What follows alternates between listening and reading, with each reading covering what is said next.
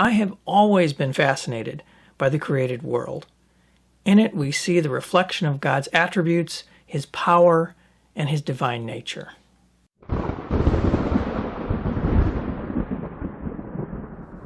I was 7 years old when I first developed a passion for studying weather. That's me on the left. I built my own amateur weather station where I took daily temperature and precipitation measurements for the U.S. Weather Bureau, now known as the National Weather Service.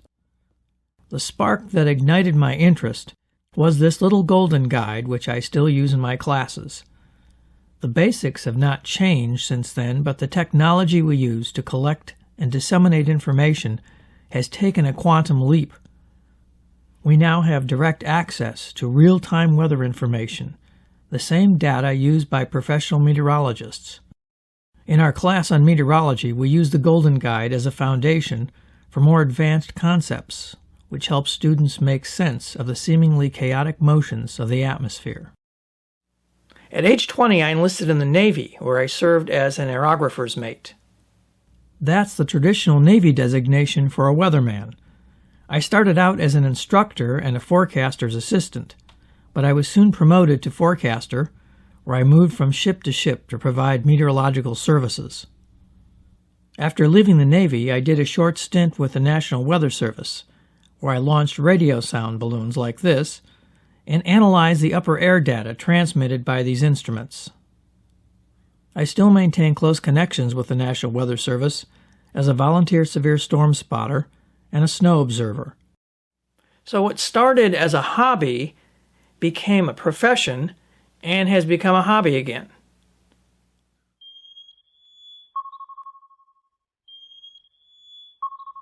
Alongside my interest in weather, I have always had a fascination for astronomy and space exploration. Perhaps nothing in creation evokes more awe than the scale of the universe and its fantastic phenomena. The stretching of space and time, which astronomers and physicists now observe routinely, boggles the mind. These concepts, which are derived from Einstein's theory of relativity, are, in my view, not far from the biblical concept of space and time. We discuss them at length in our high school astronomy class.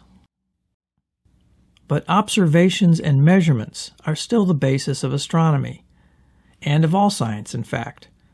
So it's important for students to know the sky under which they live, including the motion of the sun, the moon, the stars, and planets, and the location of constellations.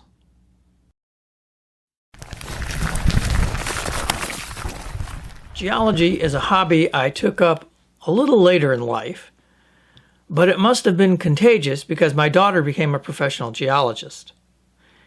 It's important for students to understand the layers of rock directly under their feet and how they were formed. Geology is a science you can engage at any scale, from visiting canyons and mountain ranges to examining microscopic minerals. It's a hands-on science that brings together physics, chemistry, and biology. Unlike meteorology and astronomy, geology also appeals to collectors. You can't collect wind or starlight, but you can collect rocks, minerals, and fossils. I have boxes and drawers full that I like to share with my classes. One of the most attractive features of geology for the amateur is that you don't need a lot of money or fancy equipment to get started. A field guide, a magnifying glass, a little hydrochloric acid, and a homemade test kit will do. An ultraviolet flashlight makes it even more interesting.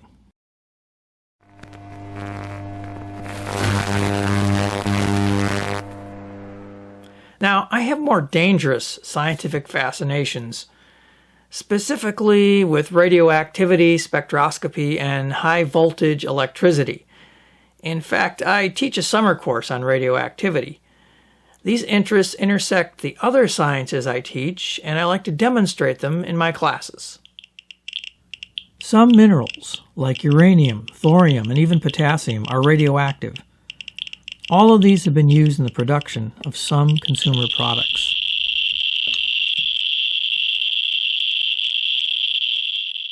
The glow of interstellar nebula, caused by the ionization of gases bombarded by invisible ultraviolet rays, can be illustrated by this gas-filled tube, which glows under the influence of a high-voltage electrical field.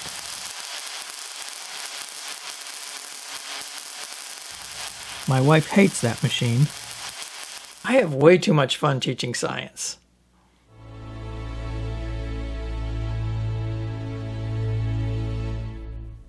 Science helps us to explore the mechanics of creation, but when you begin to reflect on the meaning of creation, it takes on spiritual overtones. The Bible is full of references to weather-related phenomena, rocks and minerals, and astronomical objects. These natural phenomena are often used as symbol and metaphor in Scripture, where they are instilled with a spiritual significance. In the Old Testament, for example, God appeared in a cloud over Mount Sinai and hovered over the tabernacle. Jesus manifested his glory in a cloud during the Transfiguration, and he was taken up in a cloud when he ascended. Creation is indeed full of God's glory. I look forward to seeing you in class.